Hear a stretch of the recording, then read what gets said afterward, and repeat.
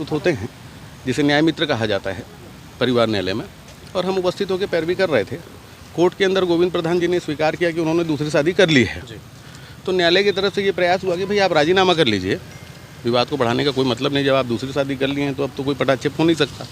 तो उनकी बीवी की मंशा अनुसार हमने 50,000 रुपये प्रति माह का उनको प्रस्ताव दिया कि अगर आप प्रति माह 50,000 रुपये अपने बीवी बच्चों को देते हैं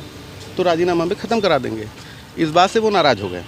और नाराज़ होकर चिल्लाने लगे कि तुम लोग पैसा खा रहे हो, और कोर्ट में हंगामा करने लगे, मुझे मारने की धमकी देने लगे। यहाँ ये बताना बहुत ज़रूरी है कि जिस समय अधिवक्ताओं का एडवोकेट प्रोटेक्शन एक्ट को और भ्रष्टाचार के विरुद्ध जिस समय कांग्रेस के शासनकाल में आंदोलन हुआ था, उस समय यही व्यक्ति है जिसने स्टेटमेंट दिया था कि मैं एक वकीलों को पटक के मारूंगा, और यही कारण था कि जिला अधिवक्ता संघ ने प्रस्ताव किया कि इसकी ओर से कोई अधिवक्ता उपस्थित नहीं होगा,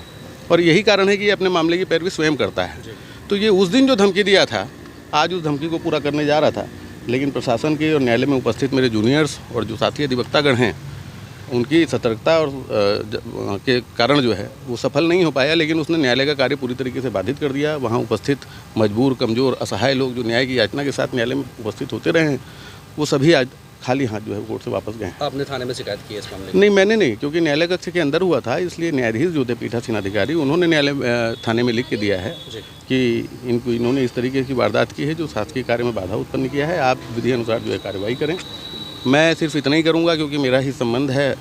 इसलिए मैं ना तो कोई धारा बताऊँगा, ना ही कुछ न्यायालय को जो भी पुलिस को न्यायोचित कार्रवाई करने के लिए जो उचित है वो मैं पूरा सहयोग करूँगा। मामला दर्ज इसमें होना चाहिए कहीं ना कहीं, क्योंकि ये देखिए, अगर सामान्य तौर पे देखें तो ये 353 186 का गंभीर अपराध है। ऐसे अपराध समाज में देखे ही नहीं जाते कि कोई कितना भी बड़ा अपराधी हो। रायगढ़ जिले में मेरे ख्याल से न्यायालय कक्ष के भीतर अपराध करने की ये पहली घटना है,